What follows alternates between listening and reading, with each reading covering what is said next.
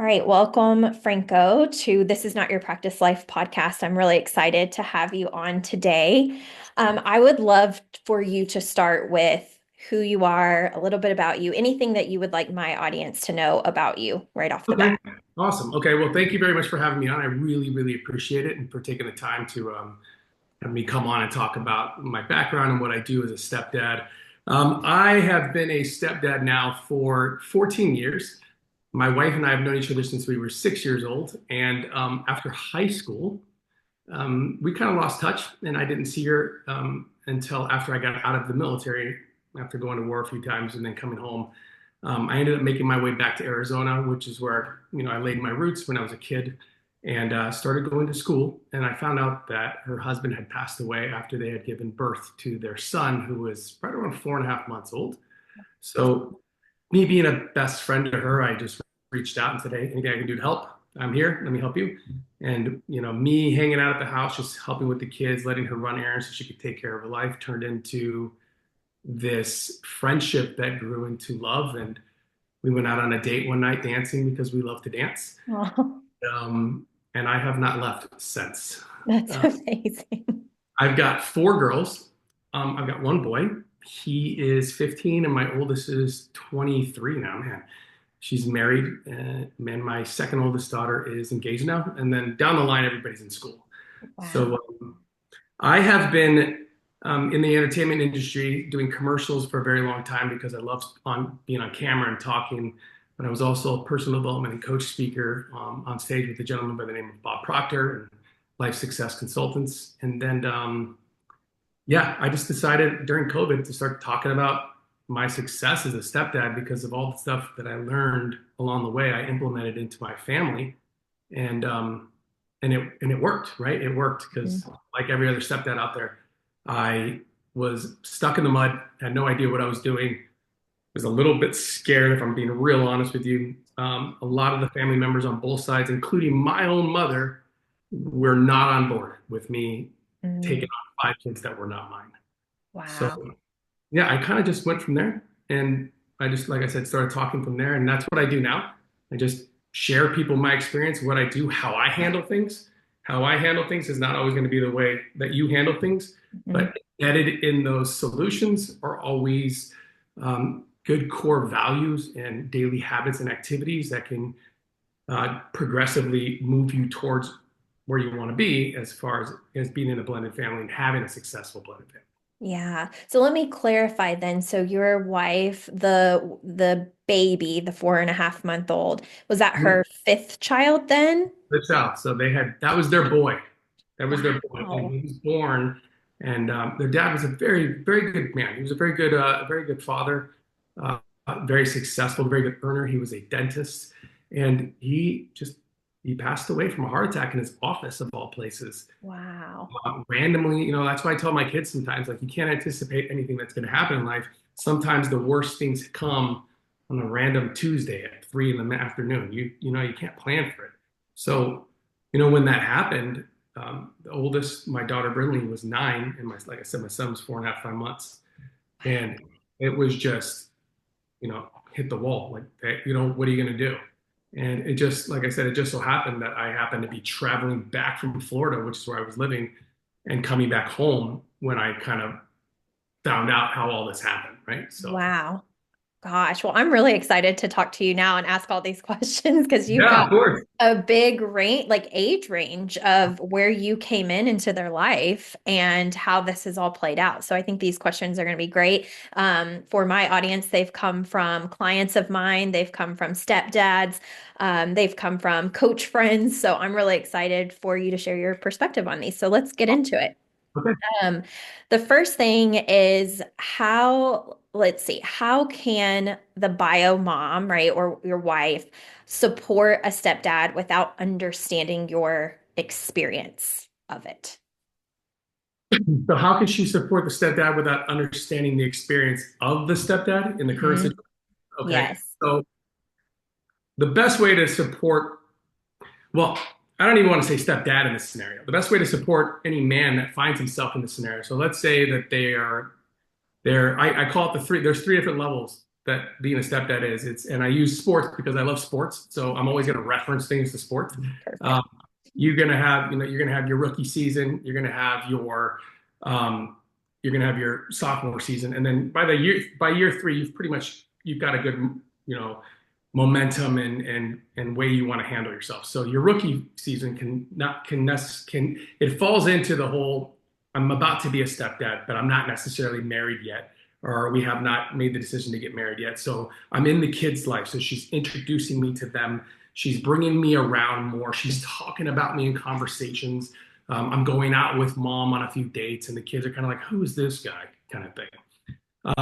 So while doing that, the best way to support the stepdad in that scenario or the man in that scenario is to not look at it as he's coming in and he's about to take over, or he's coming in and he's about to be the influencer of the house, or he's coming in and he's about to be the man.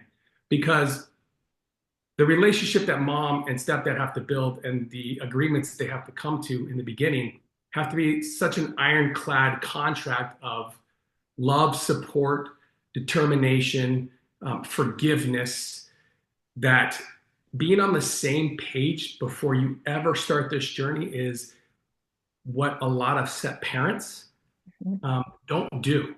They kind of just jump in, both feet in. They don't really give it much thought. They're like, well, this can't be that hard, or you're an adult, they're kids, so we should be able to handle this on our own. But the navigation that mom and dad have to have and have to come to is everything they do from here on out has to be a 50-50 split. And that's where I lose a lot of people, because there are a lot of angry individuals out there who believe that the step parents should have absolutely no rights when it comes to punishment, when it comes to talking, when it comes to raising voices, whatever it may be.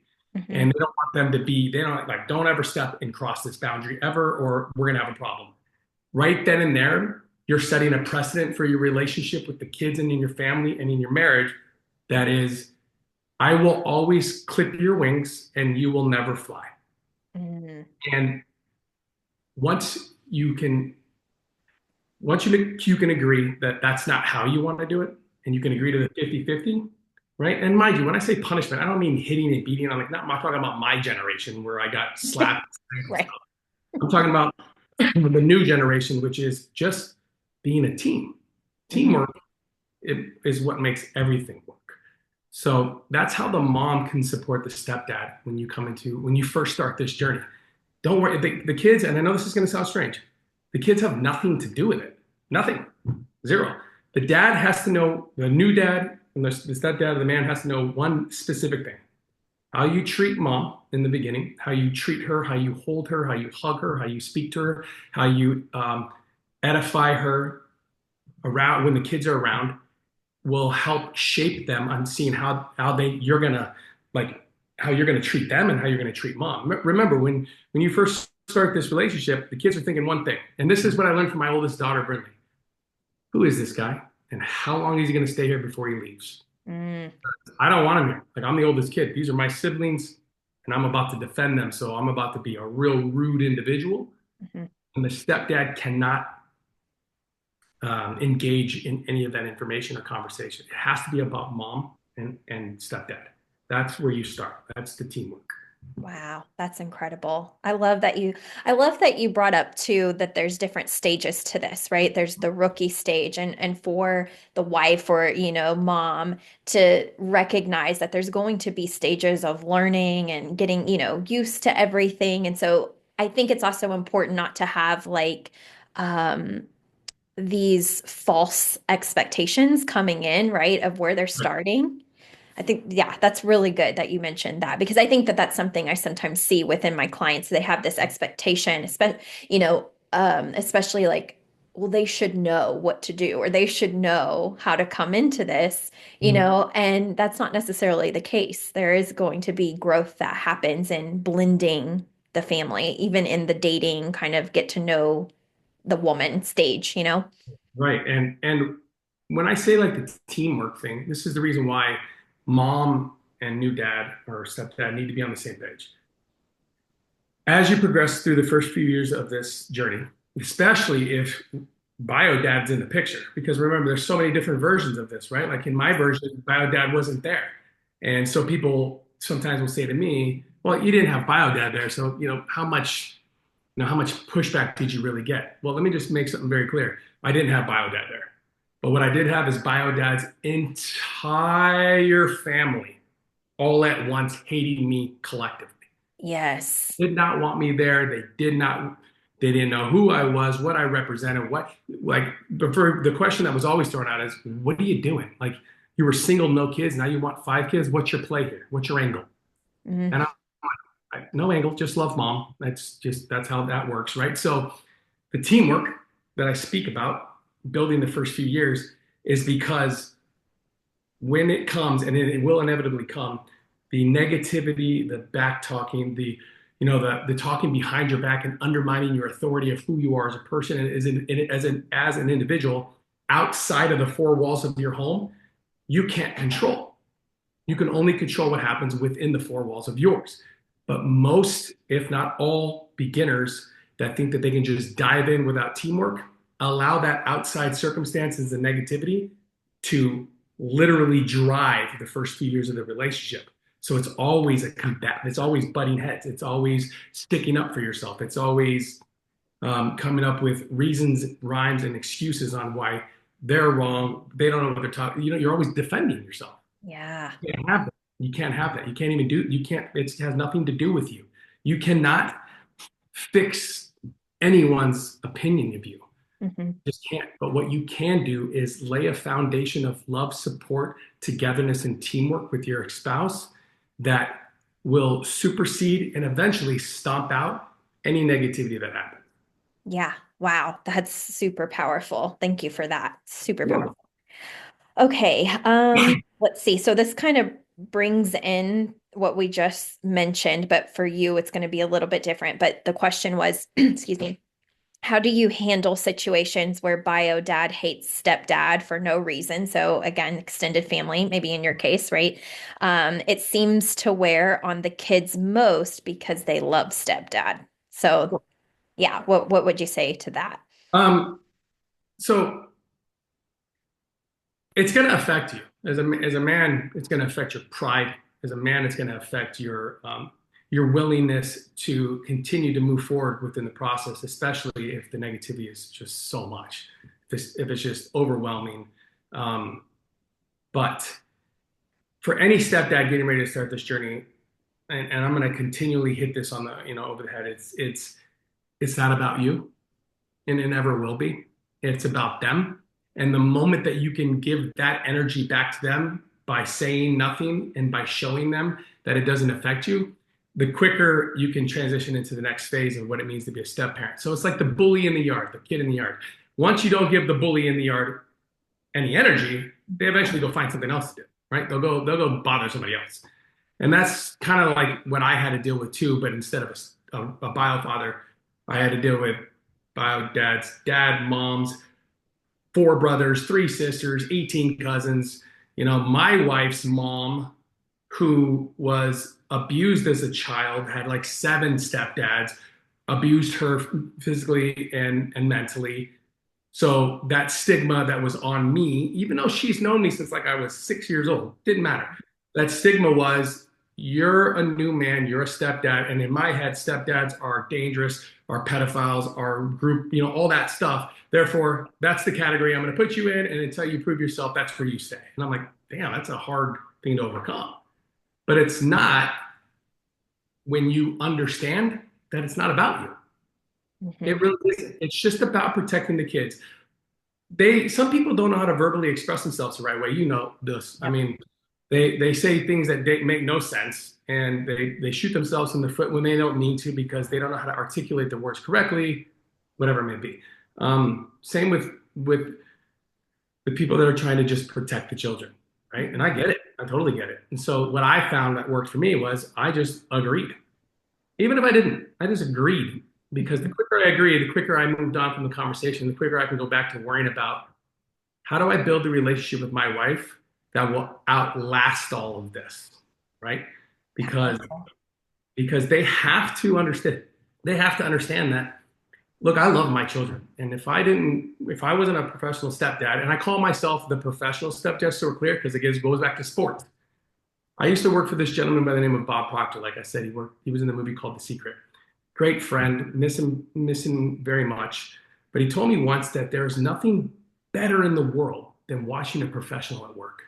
There just isn't. There's nothing better than watching a pro at work. It doesn't matter what field you're in, just a pro. Somebody that's just, that's a pro. So when I titled the name of the podcast, The Professional Stepdad, it's because that's where I want all men to seek to get to this pro, at working from a pro level. And you know what pros don't do? Pros don't allow the media and the lower levels of their world affect them because they're pros now. They're past that. They've gone through. And that's where I want these stepdads to get. So, when it comes to that stepdad undermining your authority, talking behind your back, whatever it may be, I've made episodes where I explain that you can only control the things that happen within your home. That's it. You can't. That's it. That's all you can do. So when they leave your home and go to dad's house, or dad starts dating a new woman and then she starts talking, whatever it may be, just understand that they're going to hear what they hear. But if you're doing your job at home, listening, understanding, and building a relationship with mom, what will eventually happen, especially like it did with me, was all the outside noise started to make its way into our home, but in a way that was positive because the kids wanted to talk about it because they wanted to defend me. That's amazing. Because they saw what I was doing when nobody else was looking. Right? And that is the unseen work. That's that work you put in, when you're reading your book or you're communicating with your kids, and you're trying to do things with them to understand them. Right? There are so many stepdads that have this thing where they want to jump in and they want to be the yes man. Right? They want to be like the whole, I'll do anything you want, anything you need. Here's all the presents. Here's all this stuff. Kids don't need that, and they never will. They can't afford to have that in their life because they need stability. Kids need stability. So that's really how you can overcome that. Don't let anything come in. This is your home. You set the standard. You set the rate. You set the love. You set the attention. And if the kids can see that, kids are smart, man. Kids are really, really smart, and they understand it and they get it. And when you show them that you're listening and you actually care and that you're not just putting on some fake facade show, they get it, they understand it. And it's awesome. The experience is awesome. That's awesome. It really is that whole you walk the walk, not just talk the talk. You know what I mean? And you're living your truth and how you show up for them and how you show up for mom. And so all the outside noise only makes them question what's happening. You know what I mean? Outside, because they're like, well, that's not actually the story of what's going on in our home. Like we see it, we live it every day. So that's really, and I love the professional stepdad that whole concept too. I even have on my Instagram a folder where when I find a reel of someone who's mastered their craft, I just find that so admirable. So I love that that's where you're really wanting to lead stepdads. Awesome. Okay, so this is a question that came up a few different ways. So recommendations for handling finances for, bio mom, stepdad, especially if you have no kids together within that relationship. So it's stepkids.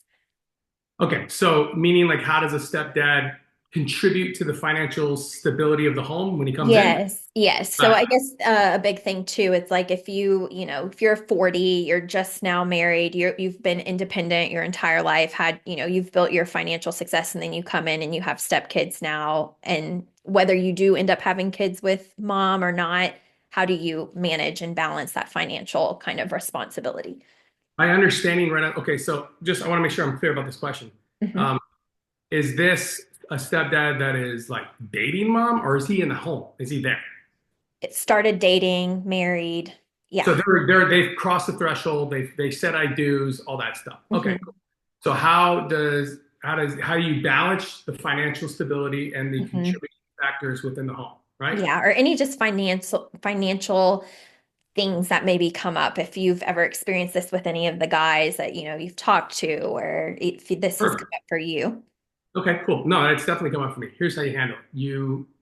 Because you and mom did all the work in the beginning to get on a 50-50 state of understanding that this is how you're going to raise the children, whether it's going to be spiritually, whether what kind of education you're going to give them, how you're going to raise them like what church or whatever it may be. Also with the financial aspect of it all, it's a 50-50 down the middle. This is what we're going to do. We're a family. This is the way it has to work. When I tell you that I handle everything within the four walls of my home in a way where it's like ran like almost like a small country or a business, like a Fortune 500 company, same thing applies.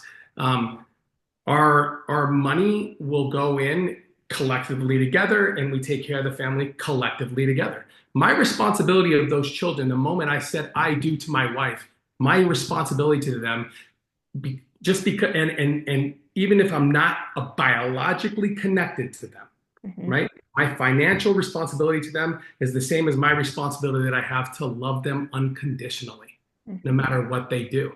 This is not pick and choose help where you want to type bullcrap, right? This is mom and dad have a great game plan. We know where we want to go. We set up a 1, 3, 5 year goals for the family, how we want to do, how we want to take care of things, whether it's a family trip or whatever it may be. And then we move forward accordingly. But because our lines of communication are open, and because we agree to a 50-50 split on how we're going to do things, Hmm. um, it's easier to navigate the outside noise when the bio parent or somebody's saying, you owe me more money, or I don't think I should pay any more now, whatever it may be. If I'm being real honest, every stepdad who loves their children, Hmm. and let's just say you choose to have your own kids or not, every stepdad should look at their new family as a startup business. And every startup entrepreneur knows that that's your baby. Like Hmm. this is your baby, and you will do whatever it takes to succeed, whatever it takes.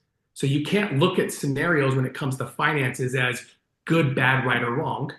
It has to be if I act on this right now, collectively with my wife, because we're 50-50, will it move our family in the direction where we want to go, where we have set as a planned family? If Hmm. the answer is yes, you just move. You just go. Don't even think twice, just go. And if the answer is no, guess what? Mom, dad's communication, or mom and your mom's communication are so good that you go, okay, hey, look, this doesn't make sense. Let's write this down. Let's talk about this. How can we navigate this? How do we handle this? How do we take care of that scenario? Right? Yeah. And a lot of bio dads or bio moms, depending on which side you're going on, who are going to be proud. They're going to be, those are my children. This is my response. Like all this stuff. The moment that you realize that you can't change how anybody else reacts or responds to the way you are raising, the moment you can move past that, the better off you are. So, financial independence for mom and dad in a home is not a smart idea unless you're dating. I get the dating part of it. You're just new. Cool, makes sense.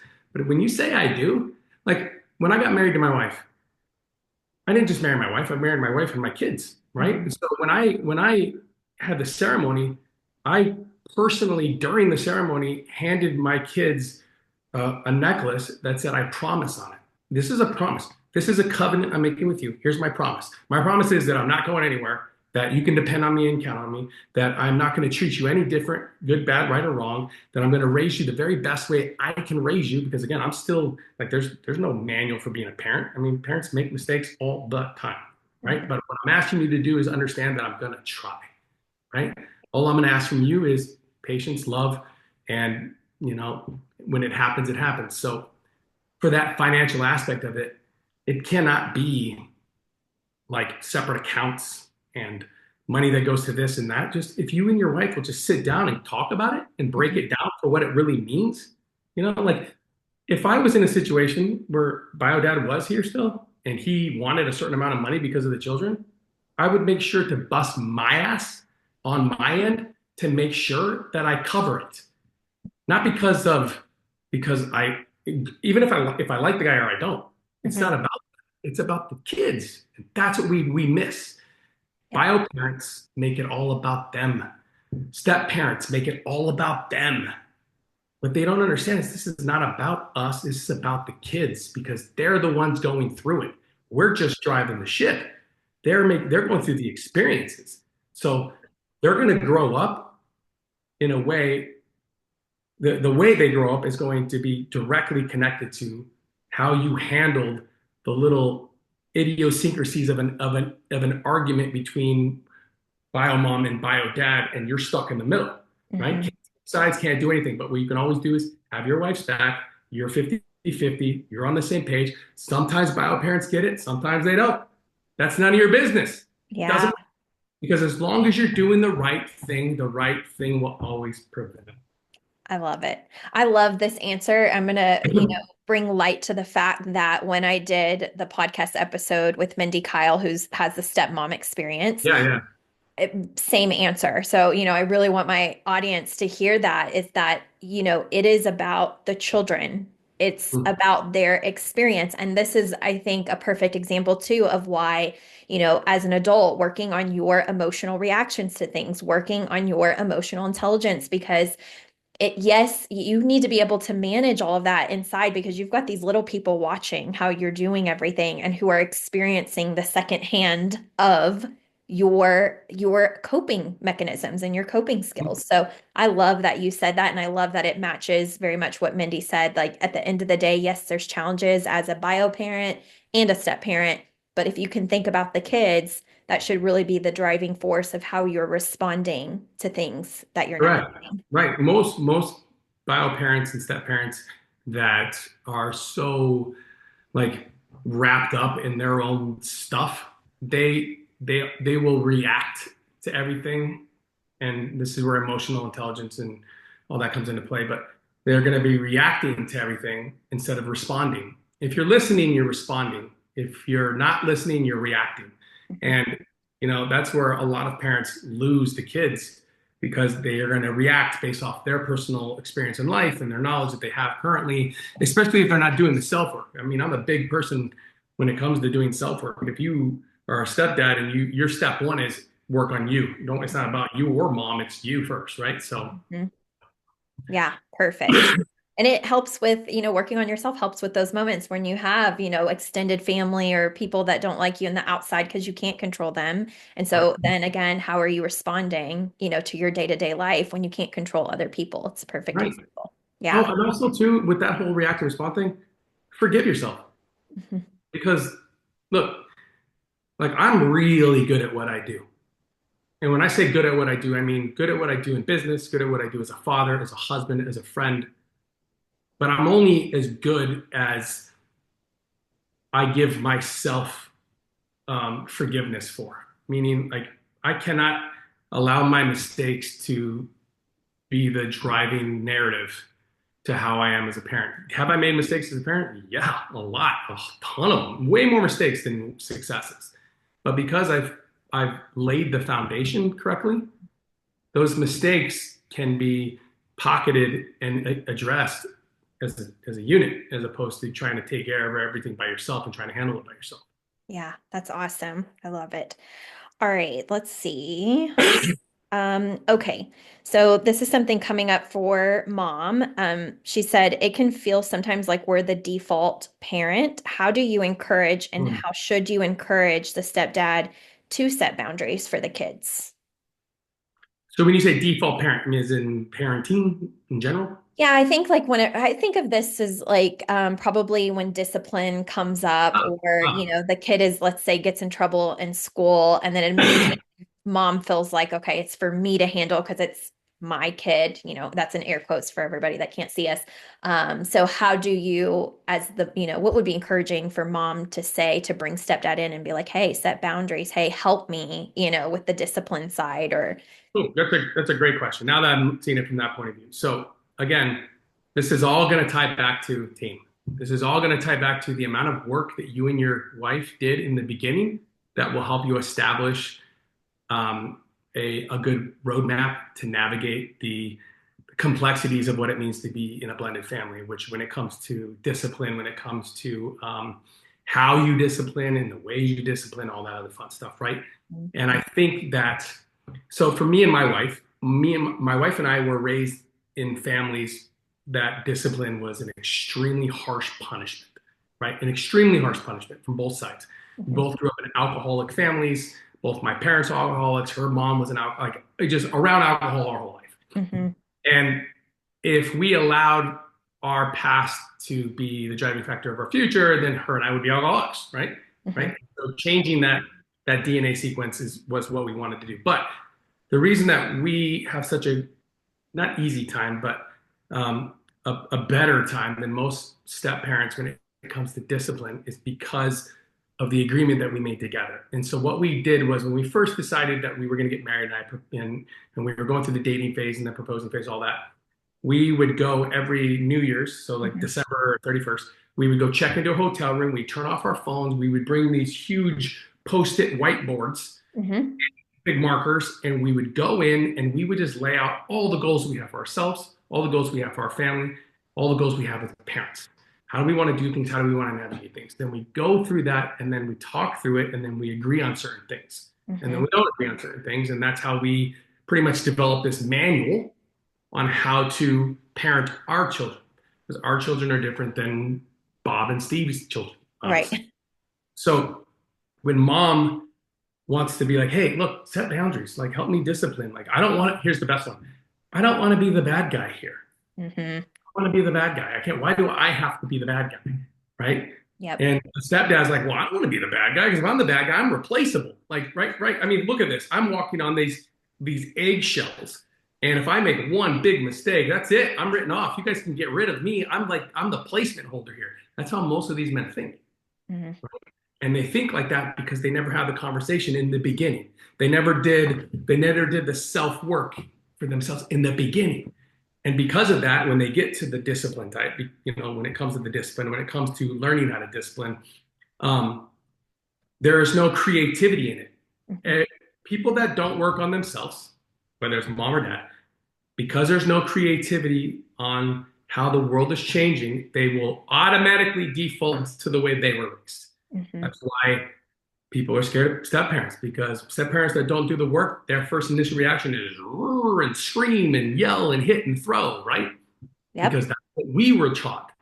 So, but that's the way the mom can introduce that is to the kids specifically is by making sure that that line that I talk about in the sand, Hmm. that line is never drawn, right? And I'm not saying give permission to stepdad to beat the kids. That's not what I'm saying. And if anybody takes it that way, you're an idiot. Okay. But what I am saying is that how you handle things together is how you will handle everything. Right. So if you want to discipline and you don't want to be the bad guy, like my wife said that a few times, I don't want to be the bad guy. I'm like, okay, I'll be the bad guy. I'm Yeah. okay with I'm okay with being the bad guy because I know my boundaries. I know what I set for myself. I know what we agreed on. I know where we go together. I know that if I go a little bit too far, she'll pull me back and vice versa Hmm. because we agreed to it already. We've talked about it already. We've worked through it already. Hmm. That's so Yep. that's how any bio mom or bio dad can introduce the parenting aspect of discipline when it comes to the family. Like, stop taking it so serious. It's not. Hmm. Because if the kid gets in trouble and mom and dad are on the same freaking page and they talk to the kid the same freaking way, there is no good guy, bad guy. There is teamwork. Yes. I love Uh, that. I love that because it's something I want my audience to hear again. It's that it comes down to self. I love that you said, I know just based on myself how I want to handle this thing, and but then there's also the teamwork of working with my wife and what we've discussed in how I'm going to approach this. And so I think that's just so important for people to recognize is that the more you do that self work and you have that awareness, you get clear on what your natural responses is, or what your natural responses are from past programming. And then you get to decide actively in that moment, like that you're going to do something differently. So, I think a lot of people do get stuck in patterns, and maybe it's one, well, because they're not aware of it, but two, a lot of it becomes like this fear-based thing, like you said, with the stepdad, like I'm replaceable, or you can just push me out. So I don't want to be in this bad guy position, as opposed to the response when they're really truly working on self and then they've worked with their partner as a team. right. And I've made like the mistakes that I made when it came to discipline, the big mistakes that I made were all in the beginning. And it was because I didn't know what the hell I was doing. I went from being single with no kids, going out every night, hanging out with buddies, golfing on the weekends, to, oh, here's 5 kids. Boom. Yeah. Like that's how fast, just so we're clear, I want to make sure I'm clear about this. Okay, this is not a popular story but it's not meant to be negative. I hope your listeners understand that. I fell in love with my wife okay, I've known her since I was 6. We grew up 6 houses down from each other. I've known her my whole life, right? Cute. But I was never in love with her. Like that was my best friend. Like Yeah. that, we grew up as kids together. But when I fell in love with her was at her husband's funeral, and I didn't even realize it until like 3 years later because I took myself to therapy because I needed to work through some stuff. Because I'm man enough to know that sometimes you need a middleman to talk your issues through, right? Mhm. My wife made this, and I made a decision very early before we ever got married. We started marriage counseling 2 years before we ever got married Mhm. because we knew that our childhoods were jacked up. And Mhm. if we were going to do this right, we had to get past our shit. We made that agreement. So when I went to the funeral, I was like everybody else, just walking in like everybody else. And as I turned a corner and I see her from a distance, and she's got Brinley and Emma, her two oldest daughters, next to her. And she turned and smiled at me. In that moment, I fell in love with her. Aw. Like in that moment. So again, the point I'm making here is that I knew that I wanted to be in that family from Jump Street, from get go. And I knew that it was going to be a very tough road. I know I was going to climb a lot of mountains. I mean, having been a single man with the amount of money I made, now I've got 5 kids. I'm like, oh, yeah, oh my gosh, what am I going to do? Yeah. But when I realized that this was about her, it's always been about her, Mhm. it made it real easy for me to make that transition. So, when it comes to that discipline factor of the children and the kids, like I kept my distance for a while and before I can discipline you, let's say you're my child, Mhm. I gotta know who you are. And if I don't know who you are, some disciplines will work and some disciplines won't work. That's where that book, The Five Love Languages for Children, came into play. Yeah. That became my Bible in the beginning. And I would go and do all the exercises with each one of my children so I could identify their love language. I can identify their secondary love language. Then I would be able to discipline based on that. So, for instance, my son does not like to be put in his room alone. Like he doesn't, he has this quality time. So I knew that discipline, if I was going to really get through to him, that I would have to go to your room. I would come in a minute later, sit with him on the bed, explain to him what happened, and then talk about the consequences of his actions and then give him a discipline. Mhm. As opposed to just screaming, yelling, slamming the door, saying, stay in here, that would have made him shut down on me. Yeah. That's just learning the little nuances of our children in the beginning when I was doing the self work and the study. The self work is yes for you, but it Mhm. also has to be for your children. You got to I say this a lot. Sometimes you just got to shut up and listen. And if you're listening, they're going to tell you what they want and what they need. But if Mhm. you're always trying to be a man, and I'm going to say this like I'm not trying to say one way or the other, but men try to solve problems instead of just listening sometimes. Mhm. Sometimes we just need to shut the hell up. Mhm. Just listen Yeah. and then come up with a solution. So Yeah, that's great. Yeah, because I think it's natural in DNA a lot of times to be the fixer, right? The helper, the problem solver. It's a natural thing. And so, a lot of times that slowing down and getting into someone else's world is important. So I love that you mentioned that you did read that book. Tell me again what it is. it's called The Five Love Languages of Children. Now there are two books. It's Five Love Languages regular, which is for Yep. you and your spouse, which is an amazing book, and then the Five Love Languages for Children. So everything my wife and I did when it came to the first few years of our relationship, when we were building these goals, guidelines, habits, routines, foundational work, standards for our home. Like this is what we want to represent our company. Remember, I tell you, it's a company. So what we want our company to represent. Our stock value in our company will rise and fall depending on how well we lock in these values. So that book became our blueprint on how we would approach this because we knew that a child's love language at 9 is not the same at 20, right? So you have to always constantly be working, constantly be listening, constantly be talking. And here's the best thing, or not the best thing, but here's the thing you have to remember, stepdads and stepmoms. Do not anticipate or wait for the thank you. That's a big one. Wait for a thank you. Don't wait for I appreciate you. Don't wait for my daughter is 24 now. Again, she's married and she's got an amazing husband. And I didn't get a thank you from her for everything I did from 9 up until the day she graduated high school. And she didn't even tell me in person. She told me in a letter, which is the way she communicates. And it was the best thing ever, right? It was the Mhm. best thing ever because I wasn't anticipating it. I didn't expect it. And when it came, it was so much more valuable to me Yeah. because it meant that I was doing what I was supposed to be doing. Like I was on the right path, Hmm. you know? Yeah. And because you didn't have that attachment, there was no like, a built up like resentment all those years, right? Which I think Right. sometimes happens. And, you want the thank you. You're like, what? I don't feel appreciated. And again, a lot of that comes from the lack of self-work, right? Yeah. How are you nourishing yourself? Right. Value, self-value is big, right? If you're always looking for everybody else to validate who you are as a person, you'll never go anywhere ever, period. So No. true. Okay, let me see the questions because we've covered so much, and this is just, I know my audience is going to love this. Let's see. I don't know how long your podcasts usually go, but I am in no, like I said, my family's all out doing it, so I'm good to go. Okay, perfect. Have I already asked you about like what you found most challenging about being a stepdad? No. Okay, I would love to hear that. What I found most challenging about being a stepdad was my self-confidence on whether or not I could do it. I try to talk myself out of it a few times. Um, I've always, I'm, a, you know, I'm my dad's from Mexico, my family's from Mexico. Coming from a Hispanic family, we have big families. Everybody has kids. You Hmm. know, I grew up always wanting kids. I didn't. I just wanted. I've always wanted kids. I've always wanted to have kids.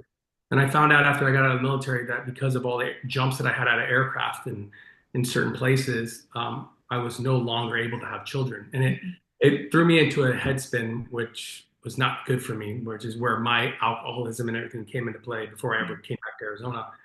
And so when I made the decision to be like, yes, I'm in. I'm in. I love her. I love this. I can do this. It was the consistency of maintaining the self confidence that I could. That was the hardest part. It was the times alone. It was the moments where I was afraid. When I had the sorry about that, my dog is I can't hear it at all. when I when I had like one of my biggest moments which every step parent goes through. It was like a year and a half into dating my wife, and I was talking to my daughter Emma, and I said something to her, and again, it was not in a positive way. It was probably negative because I was still learning. And she looks at me and she goes, "You can't talk to me like that. You're not my real dad," and just got out of the room. And for most men who don't understand that, especially stepdads, that could be, I mean, that could be a deciding factor on whether or not you want to stay or you give a shit anymore. Because Mhm, most men, like I'm saying, like that you're not my real dad. It's a literally a reminder from them that you'll never be as good. mhm, Then you have to get through your own stuff. Like, oh crap, will I never be that good? Like, am I going to screw this up? Like, well, you start doing all that stuff, right? So that you can respond in two different ways. You can go down, like I said, you can go down a rabbit hole and find yourself probably pretty bad off, or you can use it for benefit, right? And I chose at that moment to use it for benefit. And in that moment, I needed my daughter to understand how hard I was trying. I was trying, but I was failing, but I was trying, but I was mhm. failing. So I started writing this story about her and about because she's the so let me I'm going to preface this with all my kids are dancers, every one of us. My Okay. wife are amateur ballroom champions. Oh, Like we cool. danced our whole life. That's what we do. So my daughters are dancers. My daughter Emma specifically the dancer. So I wrote a story about a stepdad who was in the military who came into a family and had this dancer daughter, and he was trying to build a relationship. And I started writing one night, and before you know it, like 4 days later, I had like 150 pages of this made up story that I used our names with. And I was just going to package it and give it to him. Like, this is how I feel. It's the best way I knew how to express my feelings. Hmm. Anyway, long story short, I gave that paper to a friend of mine in Los Angeles, who's a good friend who's got a wife that's a dancer. He read it, loved it, gave it to somebody else. 2 years later, I'm in LA shooting a movie. That's They so adapted it into a damn movie. It was incredible. I'm like, what? so So cool. my daughter Emma, when she applied for GCU for college, they asked her to give, what's something you could tell us that's unique about you, and her answer was, "There's a movie about me," because I made a movie about her, and the movie is literally just about this stepdad who was trying to build a relationship with his stepdaughter, and dance has a big involvement. We ended up getting huge actors for it. I mean, it's just incredible. It's an That's incredible thing. amazing. What's the So name of the movie? It's called Lift Me Up. It was Oh, on Netflix for 2 years. Now you can find out like Apple Television and any of the perfect. platforms. It's like $3 to rent or whatever. And Okay. I didn't make it to, just so we're clear, I didn't make it because I wanted to have some sort of a Hollywood thing. Yeah. It was just I was just trying to pour my feelings out, and that's how I could express myself. So Hmm. when it comes to like that, what's the most difficult thing for me is I had to find my avenue of how I would work through my problems in order to get myself to an end solution that would be beneficial for the family, right? Yes. And for me, it was creativity. For other men, it might be building. For other men, it might be meditation. Like there's a lot of different avenues, right? So Hmm. you have to find what your anchor is. What is your anchor? And that's how you get through those down times, again, which there are more than there are positive. How you get through the down times. Yes, that's so good. Because that was another thing that a question that came up. It was how do you approach situations where kids, especially when they're teens, Yeah. are resistant to stepdad's involvement. Hmm. So again, my oldest daughter who was 9, it's not even at teens. So never make the assumption that teenagers are going to be that driving force to being like this aggressively like who are you type person, right? Hmm. I found it much more complicated with a 9-year-old and a 10-year-old than I did with when they were in the teens because they have no filter and they'll tell you exactly what they think, whether you like it or not. That's Where true. a teenager has already learned kind of like that, okay, I can say this, but I don't want to. 9-year-olds, 10-year-olds, they don't give a crap. They're just going to spit it out. And my daughter Brinley made it very clear to me in the beginning. Why are you here? When are you leaving? Like quite a few times, It's right right? out there So with it. how do you navigate the teen years specifically, especially if you're coming into a family with teenagers who have already established and developed those habits and routines in their other life and how all that stuff. And the best way to navigate that is to not navigate it. Hmm. Don't don't don't feed into any of it because it's not about you. If you can dissect it to its origin, which would be whomever that person is, inner where it all started. When Hmm. you if you can dissect it to its origin, you'll learn pretty quickly that you're just the punching bag. It's not really even about you. It Hmm. has nothing to do with you, right? Yes. So understand that it's not about you. Understand how to communicate with your kids the proper way because you learn their love language. And when you can do that, you can actually sit them down and talk to them about it. And then lo and behold, because you're listening, they'll tell you. Yeah. And then don't try to solve the problem. You just say, hey, I hear you. I understand. I'll tell you what, let's do this as a team. You let me know what I can do, and I'll let you know what you can do. And let's say we talk every Friday. Hmm. Every Friday you get home from school, we'll have a little chat. We'll kind of give each other, a little barometer. Hey, where do we stand? How do we look? Because we got to do this as a team here. Like we got to be on the same page. Yeah. And if you do, for instance, have like that kid that's just so resistant to the change, right? Because again, with you blended families, there's so many different stories and dynamics and how it can come about. But if you had that resistant kind of child or teen that's just, and instead of say like they're putting their foot down, if I don't want this integration, Yeah. what would you say like would be, a way to handle that or approach that situation? So it all goes back to your relationship with mom. Hmm. Look, not everybody's gonna like you. Not every family member is gonna agree with you. You'll go through 10 years and still have people that just talk about you bad behind your back. Yeah. You know, it doesn't matter. None of it does. All of it's irrelevant in the grand scheme of where you're trying to go, right? And if you have a combative teenager, young adult, I mean, just a complete jerk sometimes, ones that are I mean, their dads and moms let them get away with anything they want, Hmm. and they're not going to bow down to any sort of stability whatsoever. Your job is to do literally nothing because it has nothing to do with you. That's what everybody has to understand. It's not about you. It never will be about you. You just happen to be the new person that entered the Squid Game, and you're just trying to figure out the freaking what game you're playing, Yeah. right? In the end of the day, everybody's looking for what? The money that's above the head. That's it. They're trying to get out of their own stuff, how to solve their own problems. It has nothing to do with you. So when a kid doesn't want to get on board with you and they don't want you there, whatever you may be, here's the question you have to ask yourself. Does mom want me there? Do Hmm. I want to be there? If any of those answers, well, not if any, if both of those answers are an absolute yes, it doesn't matter what they think. Hmm. period. And Yeah. they can come and be a part of this great journey, or they can choose to move in with dad. Hmm. And then you just have to kind of navigate those waters as it comes. Remember, the kid will come back in the house and they'll do things to try to undermine you and not talk to you, whatever it may be. And the moment you don't feed into them or give them any energy, they'll just kind of go away. Hmm. It's just that's just the nature of the beast, and sometimes it can be harsh. But at the end of the day, you're trying to protect your values and, like I said, the foundational work that you're setting in the family, and you're not going to be unwavering no matter what. Yeah. Because eventually it'll work out. It always works out. Hmm. It always does. Yeah. And I think a lot of times, like what people forget too, if we come back to the kids and you think about, like, I always encourage my clients with emotional intelligence work, if you can get curious and jump out of your own stories and Mm. into someone else's world, a lot of times what that leads to is even if there's, you're not on the same page in the moment, there's compassion there, there's empathy there of like, there are emotions driving this person's behavior. And whether the stories in their mind are true or not, I get to respond, the way that I would like to respond to this. So it's one of those things where it's really important to remember not to feed into all of those stories that maybe the child has and instead walk the walk. Like what walk are you walking? You know what I mean? Not just talking the talk.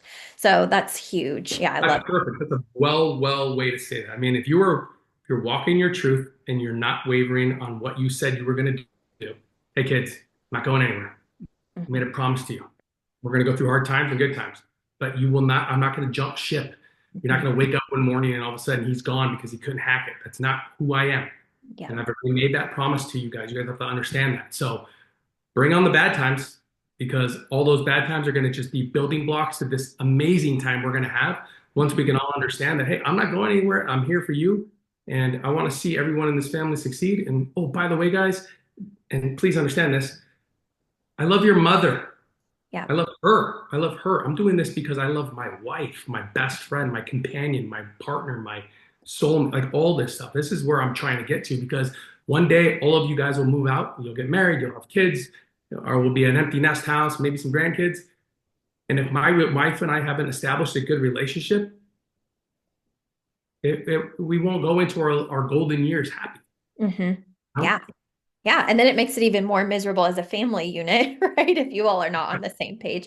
But, it made me think like how different even your mother-in-law's experience would have been with the stepdad story, having someone come in that's like, hey, you can be as mad as you want to be, but I'm walking the walk, right? As opposed to what ended up being her story of like, well, this one did this and this one did this and this one did this. You know what I mean? Which I think when kids are in pain, naturally our brain goes into expecting the worst. It's worst case scenario. And we prep ourselves for the pain ahead of time. So it's very easy, I think, from a kid's perspective to want to push away and be like, I know they're going to prove me right.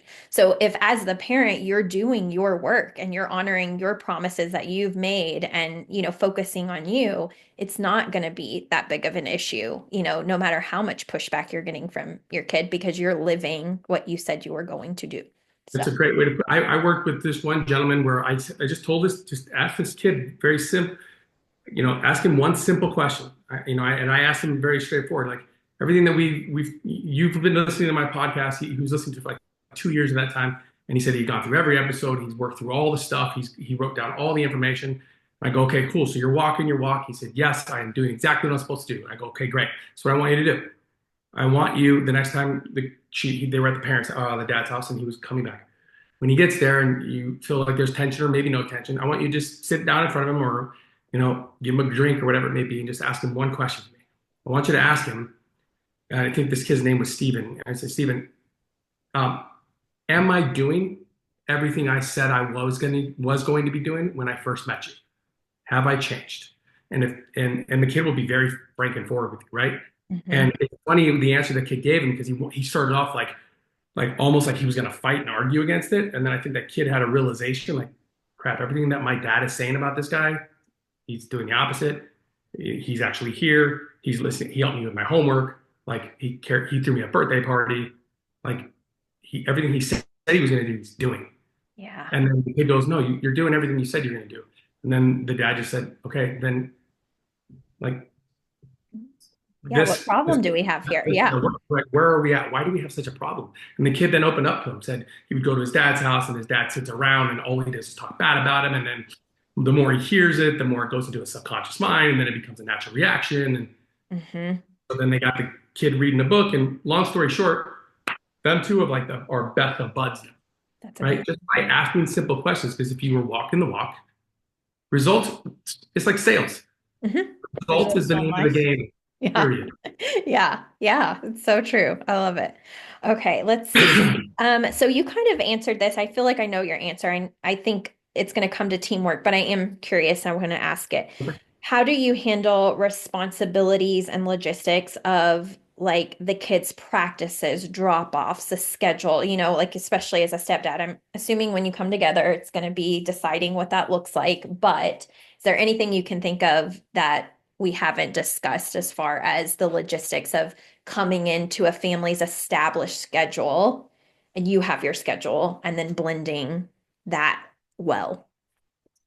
Okay, so for me, the way it worked, because dance schedules were incredibly crazy, um, the way it worked for me was I knew that I was coming into an established schedule when it came to a dance schedule specifically. My son wasn't old enough to go anywhere yet, so that didn't count. Hmm. Um, I didn't try to do anything. I talked to my wife and I just asked her what the schedule was and what it may be. And then what I would start doing is I would start just listening and paying attention to how the schedules and would play out. Then I got really familiar with the time frames on when people needed to be certain places and when they didn't. I kind of just became like the movie A Beautiful Mind. I just started like analyzing everything inner, like by myself, trying to pay attention to it. Then what I did is all I did is I tried to relieve pressure where I could. For instance, if I knew my wife had had a long day, but then she would have to drive to dance, drop off at 6, pick up one at 7:30, drop, come back home, make dinner, then go back at 9:30 to pick up, then come home and then feed dinner. I would do one of two things. I would either say, hey, look, I'll do all the pickups tonight. You stay home. Or I'll be like, I tell you what, when you drop off right now, you go do what you have to do. And I go, instead of coming home for the 45 minutes and going back, stay there. Go talk to some of the moms. I'll make dinner. And Hmm. then when you come back, it's kind of like a well-oiled machine. So we just had to get into like a collective well-oiled machine and where I could help. But I didn't try to navigate her dance schedule or how that schedule went Hmm. because it was way too complicated. And if I'm being real honest, I didn't want to learn it all. I mean, it was just I could see her brain working. I'm like, no, I don't want that at all. Yeah. I needed to find the spots where I could relieve pressure. That's all I did. And then what happened was is by relieving pressure in those spots, that ended up organically forming a schedule that worked. Hmm. So now, even today, even to this day, now it's really simple. Like if I can't help out with driving, I help out with laundry. If I can't help out with laundry, I help out with dinner. Like I try to do things everywhere Hmm. to relieve pressure points, right? Yep. It's the Yep. best way. And I mean, and it doesn't always work. And sometimes it sucks. Sometimes they travel and I can't do anything about it. But um, I think it's just because I didn't try to figure it out. I didn't try to decipher it. Yes. You know? Yes. Let me ask this. So, how do you handle parent disagreements or differences in parenting style? So I know you and your wife like spent time getting on the same page with things, but like if you do or did have differences on opinions on consequences, discipline, how you would do things versus how she would do things, how do you navigate those, you know, I guess inconsistencies when, the kids really benefit from a lot of consistency? Right. By failing through it. I mean, look, it's sometimes she doesn't agree with the way I'm raising my son because I want my son to be an independent man. I just do. I Yeah. thought he should. I thought I think two things I think my son should have already done by the time he was 15. Know how to do all your own laundry at any given moment because you never know, man. And you need to make sure that these are your clothes. This is your moment. This is your room. I give them their space. I give them their security, but I also hold them. So each one of my kids' rooms, even though they're my children, I treat their rooms as if it's an apartment, Mhm. meaning like, hey, we could have guests come over. Let's make sure we're clean. Let's make our beds. Let's do all these little things. But when it comes to like how I discipline in certain ways, or like how I taught him basketball as opposed to like how I teach him other things. I think that because it's an ever changing, ever evolving scenario. Mhm. Because one minute the kid's a dancer, the next minute they're into yoga. It's like it changes your minds. But when it comes to the discipline factor, it's like we kind of just wing it in like, okay, let's do this. And if it works, oh, cool, that works. Let's remember that. And if it doesn't work and it backfires on us horribly, Mhm. panic. We just pivot, Yeah. right? Like most people will panic. They'll panic, Mhm. but if you and your partner, like I said, the teamwork stuff, if you pivot correctly, Mhm. like any company that's in an emerging market that has a dying product, if they don't pivot, they're dead. They got to pivot. And same thing with parents. You have to pivot. You have to be able to pivot on the fly. So Yeah. sometimes it works, sometimes it does not. Yeah. And have you ever had a situation with your wife where she's like, I don't like how you discipline them with this or Absolutely. that? And so how do you navigate that? Are you like, okay, or are you Well, like, well, this is what I do? What's your perspective on that? no. I'll ask simple questions like, okay, what do you mean? Like, I need give me. You can't just say I don't like that. I need to know why you don't like it. Do you don't like 100% of it, or you don't like a certain aspect of it? Like, what don't you like? Because maybe I thought I was doing something and I ended up not doing because again, I'm human. So my subconscious mind and programming from when I was a kid, even if I've done all the work over 30 years, does not matter. It's still going to reel its head. And if Mhm. that's why I'm always telling people, you got to consistently be reading every damn morning, read all the stuff. Yeah. But sometimes I'll default into the way my dad raised me, you know, Yeah. and I will yell when I shouldn't, or raise my voice, or get pissed off when I shouldn't. Um, and it sucks, sure, but I'm at least aware enough to know it happened, and my wife is aware enough and understands it enough to where she can communicate that with me. Like, hey, that was a little too far. Yeah. That was a little too far. Like for instance, my wife, when she was raised by her mom, if she spilt something, well, even my mom, but if they spilt something, I mean, it was like I might as well have burnt down the house, Yeah. you know? And my Yep. wife will still have those reactions every now and then where a kid will spill something and she loses her shit. Yeah.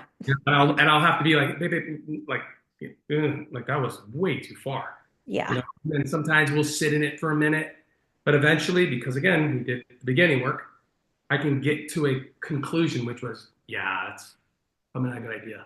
Yeah. Company last night. My youngest daughter came in with all of her friends.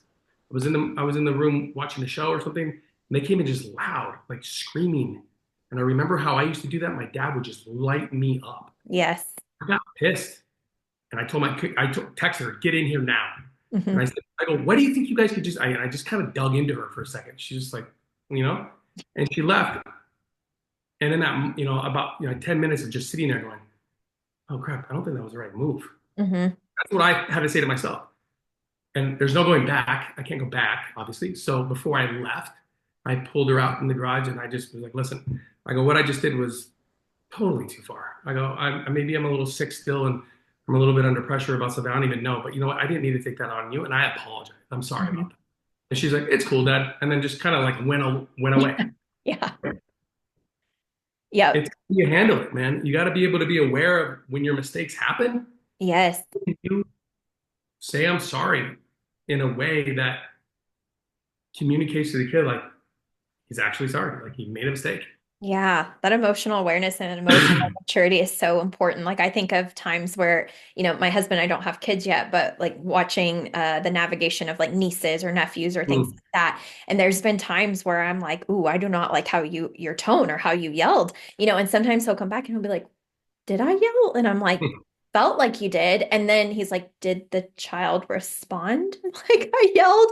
And I think back to like even the child's response. I'm like, no, they seem fine. So it's really interesting, like this constant awareness we have to have, right? Because sometimes I'm ready to like chew him out. And then I'm realizing, well, the kid, it wasn't problematic for the kid. Yeah. Maybe it's just ingrained in a cellular level sometimes. Right. So Right. having that ability to apologize and to be like, wait a minute, let me step back and see why my reaction was the way it is. Because sometimes it's not even about, in answering this question too for the person that asked, it's like sometimes it's not even that the partner has done anything wrong. It's like, again, something ingrained in you that Yeah. you're seeing that feels familiar. And so you have to sometimes check yourself even in those dynamics, you know? Right. And you gotta remember, I mean, this is a lot easier said than done, but look, you're not perfect. You're never gonna be perfect. And stop thinking you can somehow try. Like I think perfect and the word perfection needs to be stripped from the dictionary, right? So, Mm-hmm.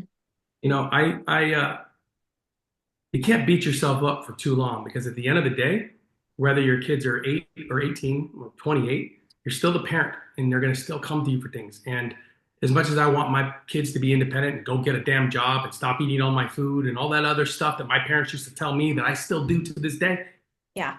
I also love it when they're all here. Like when they all come home, like you should see my wife. She just light up. Kids are home.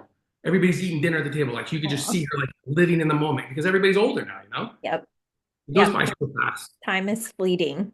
Yeah, And something that Mindy said on her, stepmom episode too, it's like she has to work with a lot of the stepmoms on not having the mentality of like, oh, like it'll be better when they're older, it'll be easier when they're older, when they're grown and they're out of the house, it'll be easier, and then we'll get to live our happy little marriage life. She was like, it's forever, it's a forever commitment. And if anything, she said, as the kids have gotten older, especially in the dynamic where there is, an ex-wife or whatever, it's been interesting to see that, now you have baby showers to attend where all the adults need to get together in a room, or you have weddings to attend. And she talked about that emotional maturity of being aware of yourself and what comes up, because even when the kids are older, you're still navigating parenting because it's parenting.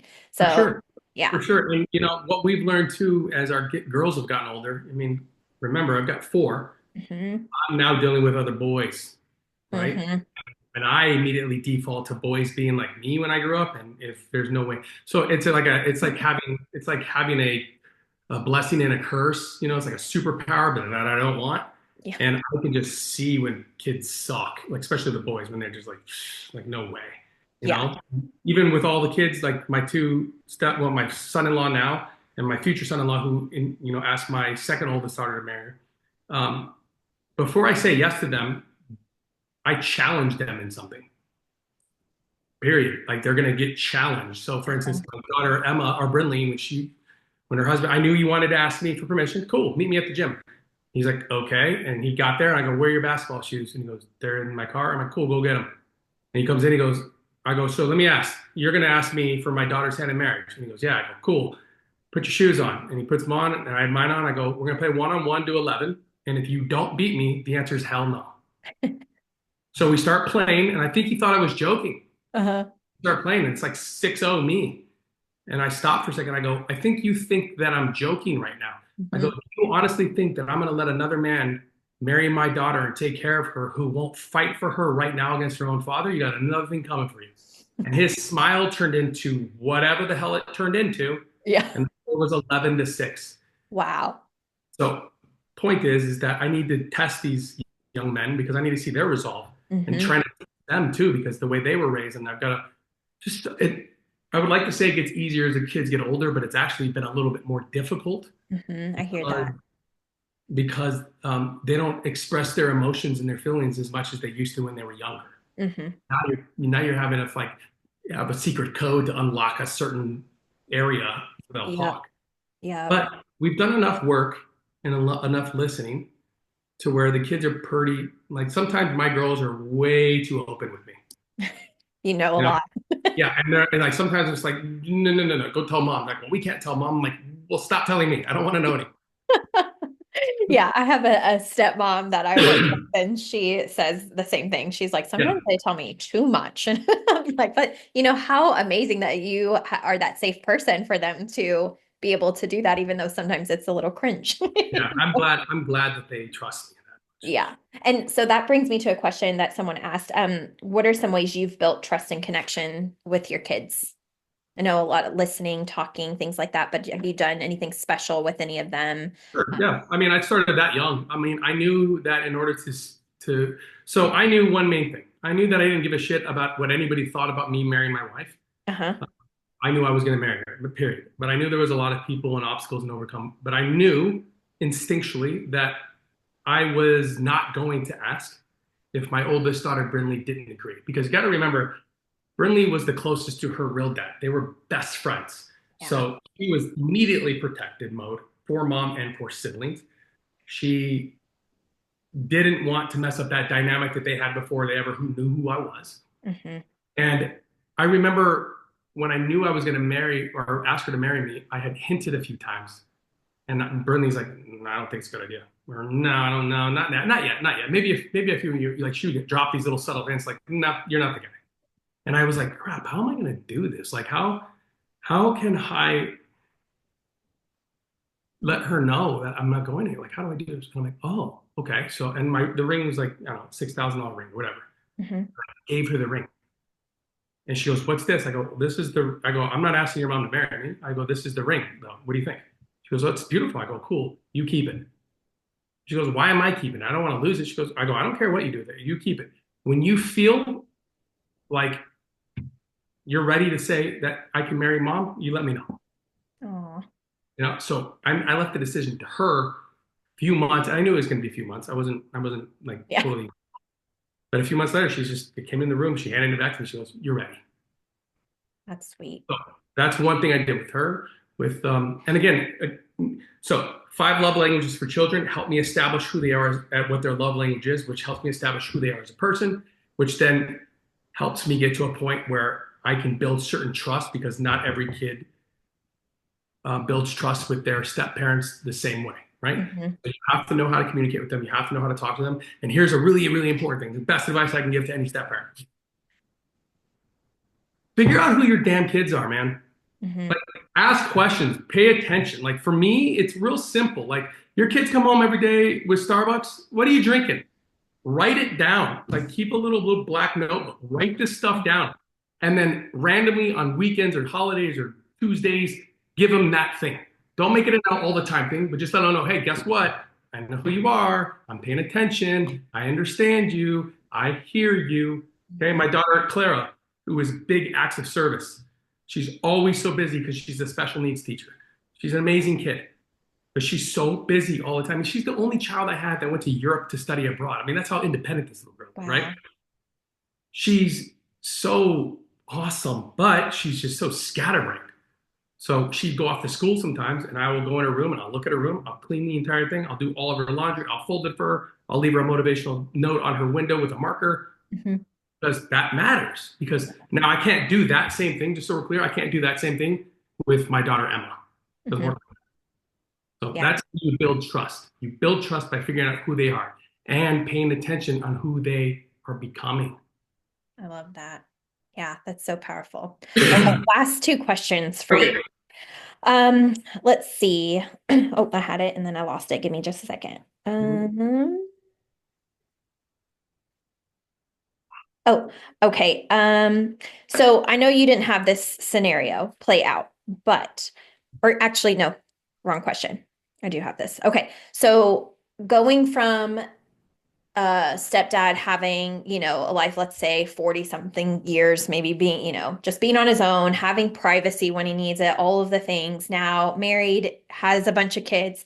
How do you handle, I don't know that they're necessarily issues, but around like space and privacy and taking care of yourself, especially like when you've gone from a lot of kind of independence and doing what you want all the time to now this family dynamic that's busy and schedules and you're trying to be a good husband and how do you manage that privacy and wanting space? Away from the kids or like everyone? I think everyone, like I think when you just know you need to recharge and you love them, you love your wife, you love your children, but it's like I need space and I think what happens maybe is sometimes guilt comes into play of like Hmm. or for the wife watching that the stepdad maybe needs space, it feels like, are we too much? Have you jumped into something that's too much? Like, is space a bad thing? So if that's coming up, like, what would your answer kind of be for that? I think a level of balance between your anchor and your family are big. I believe everybody has an anchor. Everybody should have an anchor. For me, my anchor is basketball, whether it's outside or at a gym. I like to make sure that I carve out that time for myself because that's where I kind of like listen to music and I just shoot hoops because I love it so much, right? And my balance on that is one, again, because it's an ever changing thing as far as schedules go, my balance on that sometimes works and it sometimes doesn't. I think that understanding that as a parent, I'm a leader and I'm a mentor and I'm a teacher and I'm a provider and sometimes my time and space is irrelevant because I need to be somewhere, but that's just being in tune with the family and the moment. And I think that if you're in tune and you're aware of what's happening within the family and within the dynamic and how things are unplaying, that you can easily carve out that space for yourself. But Mhm. it's making sure that you're organized enough in your head to know when to carve out the space, making sure you're communicating that with your spouse, so they know like, hey, look, I need some break. I need a break. Yeah. Um, my wife and I are really good at that. Like if she feels overwhelmed sometimes, she's like, hey, I'm gonna go for a walk. I don't I don't track her down. And if the kids are like, "Hey, where's mom?" I'm like, "Don't know." I'll play dumb. Um, but I thought it would be more of a challenge, as I come into the family, especially because again, all the girls. So this house has been filled with like 50 freaking kids, all girls, all dancers, all screaming, all yelling.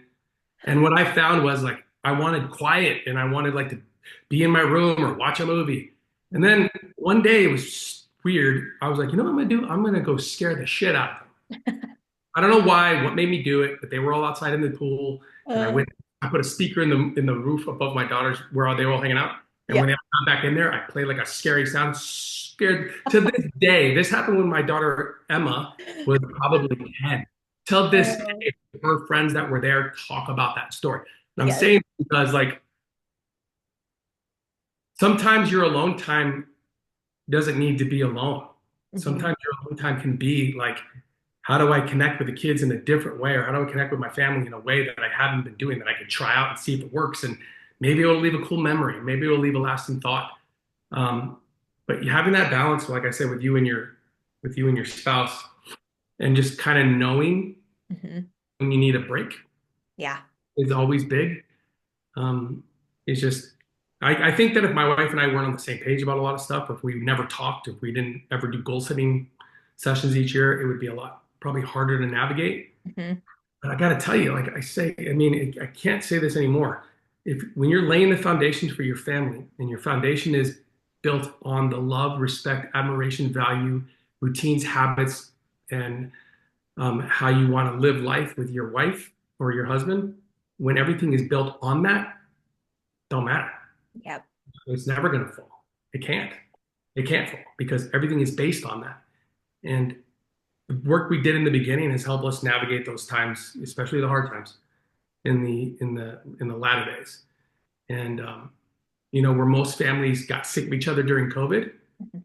dude, we that to this day, if I brought every one of my children in here right now to talk to, every one of them would say COVID was the greatest time we've ever had in our lives. I love that. We would go outside to our Halloween boxes and everybody would have to pick an outfit and we would have fancy dinners. And everybody was in charge of cooking one night. And we had waiter, everybody had to be a waiter one night, everybody had to be a chef one night. We would go on morning walks every morning as a family. Oh, Like that's it was amazing. the greatest. Seriously, it was like to this day, like COVID, we've done some cool shit in our life, just so we're clear. COVID's Yeah. probably the best time we've ever had. That's amazing. I love Yeah, that. So intentional, so fun, and makes memories for all of you. That's amazing. so much. Okay. So, final question, and thank you so much in advance for this episode. I know it is so valuable to all of my listeners. So, final question I have for you is what are you most proud of in helping raise these five children, amazing children, being a stepfather, or father figure? What are you most proud of? I am most proud of not quitting when I tried. Mhm. I'm most proud of just keep moving. Like the self confidence that I had to develop as a father, it it helped mold me into the person that I became and the coach that I've now become, and how I handle myself in business and how I raise young men. But it was the whole. I mean, that whole don't quit attitude. It's real. Like it's really real. And if I would have quit, I mean, because remember, anybody that's looking from the outside in would have when they see step parents leave or when it doesn't work, They think, oh, it didn't work out. He left the family. In reality, he just quit on himself. Hmm. Person quit on themselves. And I'm just really proud that I didn't quit on myself. I love my kids. I love my wife. I love my family. I love my it's never 100% perfect. Can't be. It would be actually quite boring if it was. Um, but I'm just, I'm happy that I don't fall into the category of statistical failures within blended families. Hmm. I Yeah. don't, I'm never going to be that. I don't even, like I said, if you didn't know who I was or what I do and you met me outside, you would have, I mean, other than my kids are white, you would never know they're my, I mean, dead serious, you won't Yeah. know, like, zero. Like to this day, when I introduce my kids, and then people find out they're my stepkids, they're like, oh, wait, you're not the dad? And I'm like, no, Yeah. but you won't know it because I never saw him. I mean, yeah, I'm a stepdad. Yeah, I have a step podcast, but I Hmm. never saw them as not mine. Yeah. I can tell that though in your language because throughout this entire podcast, you refer to yourself, like even if I use the language stepfather, stepdad, you come back to father. Like it's so ingrained in you and like your self-concept and who you are. And I think that's an amazing thing. You know what I mean? So I don't know if you even realize that, but it always came back to you being their dad and father. And so I think that's amazing. So you have a lot to be proud of. And Mindy taught me a lot of those statistics for blended families, and I could not believe it. So I think, it is something Yeah, to be very proud of. yeah, I wish that there were more men who would get past their own ego and learn that, look, you can be a defining factor, positive way, in the kid's life. Even if you don't end up staying, let's just say it doesn't work out between you and mom, whatever. You could still be a positive influence, right? Mhm. You can in any walk, any way, however that works. You just have to believe that what you're bringing to the table has value. You have to fully buy into your value, Mhm. and you're not there to replace. You're not there to try to take place of any other parent. That's not your job, right? That's not what you're trying to do. You're just trying to make sure that whatever happens within the four walls of your home is embedded and built upon these core values and this foundation. Mhm. And everything will be all right. Everything will always be all right. And it doesn't matter when it happens. Like I said, don't look for the attaboys. Don't look for the thank yous. Don't look for the I appreciate yous because this shit ain't coming. And when it does come, it's just so much more sweet, right? Yeah. And another thing too, what I learned is, and the last thing I'll tell you is this: pay homage to those children being in this world. That dad or that mom might hate you, right? That dad or that mom might talk about you, try to destroy your character, to try to anything. Mhm. The best thing you can do is praise them, because at the end of the day, you can't get past their stupidity, Mhm. but you can be grateful that it was because of them that they are here now, that you get to enjoy them as you move forward. So when my daughter got married and I gave the speech, my speech started out with great, the whole family that hated me, let everybody please stand. I made everybody recognize them. Thank you very much. Chris, who's the dad that died, I gave 5 minutes of a speech about him. I never even met the dude, Yeah. but you gotta pay respect to where the kids came from and where the past that they are, because it's because of that led you here, and I don't lose that. Yeah. That's amazing. Well, this has been incredible. Thank you so much for your time and for coming onto the podcast. Thank you. I will make sure to get Franco's information so we can put it in the show notes for anybody that is interested in connecting on social media, listening to his podcast. But thank you again so much for Thank being. you very, very much for having me. I really, really appreciate it. I love what you're doing. And anybody that is listening to what you're doing, the fact that you're going down different avenues to try to create more benefit and value for your show, a lot of people don't understand that that is a unique quality in an individual, and you want to make sure that you track them down, you get to know who they are, you go through their programs, because of those are the people that are real and that actually give a crap whether or not you succeed or fail. So great job. Thank you. Thank you so much.